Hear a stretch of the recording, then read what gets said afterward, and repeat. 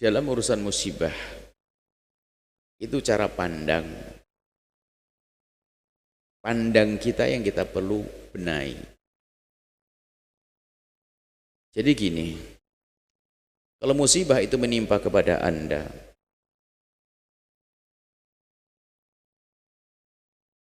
kaidahnya kan sederhana dulu, bahwasanya kalau ada seorang hamba diuji oleh Allah, itu tanda Allah cinta, karena Allah akan mengangkat derajatnya. Tandanya dia kuat dengan ujian. Innallah idza habba abdan ibtalah. Allah kalau mencintai hambanya akan Allah uji dan diberi kekuatan untuk bisa menyelesaikan ujiannya. Makanya setiap Anda mendapatkan musibah atau bencana, maka katakan bahasanya di dalamnya ada ujian. Anda mau naik pangkat, sehingga Anda melewatinya dengan penuh harapan, bukan menjadi orang putus asa. Diuji dengan sakit, diuji dengan husnudzon langsung, karena Allah akan mengangkat derajatku, derajat keluargaku, derajat anakku, dan sebagainya. Kan begitu, ini kaidahnya. Jadi kapan Allah menguji, husnudzon yang harus kita hadirkan, bahwasanya Allah akan mengangkat derajatku. Maka lewati musibah itu adalah dengan menyerah kepada Allah tanpa protes dan seterusnya. Kemudian setelah itu baru cara pandang. Kan ada musibah itu, biarpun semuanya adalah pengangkatan, semua adalah untuk membuat perubahan, untuk menjadikan orang itu berubah. Jadi kalau ada seorang hamba kena musibah itu ada beberapa makna. Yang pertama adalah untuk menghapus dosanya. Kebaikan juga kalau kita sekarang kita banyak dosa. Yang kedua adalah untuk pengangkatan derajat. Yang ketiga adalah untuk tabungan pahala di akhirat. Itu kan semua musibah.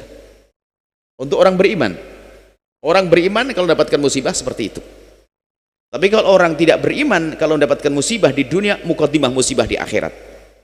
Sakit gigi yang Anda rasakan kemarin itu, kalau Anda serahkan kepada Allah jadi pahala. Bisa saja melampaui daripada zikir Anda yang banyak itu. Diberi oleh Allah sakit, anak Anda demam, Anda akan diangkat derajat Anda oleh Allah. Makanya di dalam melihat musibah harus seperti itu. Cuma dalam menilai itu adalah yang harus waspada. Jika contoh pengampunan dosa, Anda boleh nunjuk ke sini.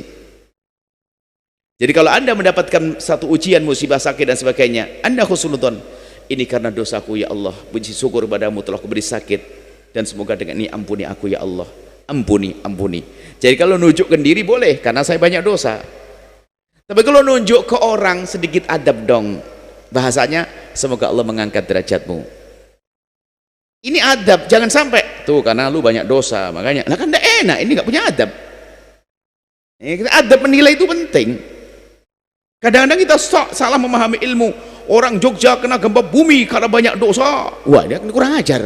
Kenapa ada kita katakan orang Jogja kena gempa bumi, semoga Allah mengangkat derajat mereka, Allah memberikan pahala. Itu loh punya adab, tata krama. Karena bisa saja yang kena gempa itu nggak punya dosa dia. Orang sakit lama, ahli istighfar, kegencet. Loh.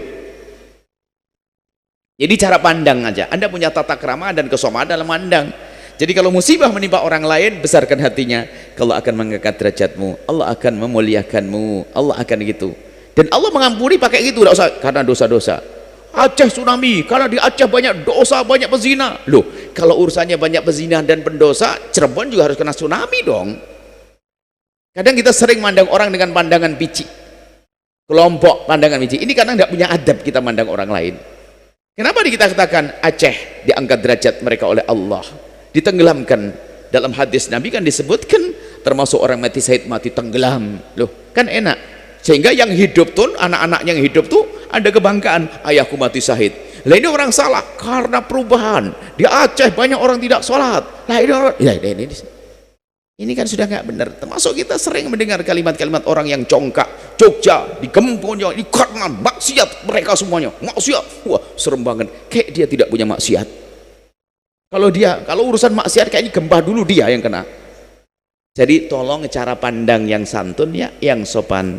Kalau melihat musibah pada orang lain, jangan Anda mengingat dosanya. Bisa jadi bukan karena dosa, tapi karena Allah ingin mengangkat derajatnya. Tapi kalau menimpa kita, boleh ini karena dosa saya, lalu kita merenung dengan ibuku, dengan saudaraku, itu ampuni aku ya Allah, boleh seperti itu. Ini cara pandang. Wallahu a'lam bissawab.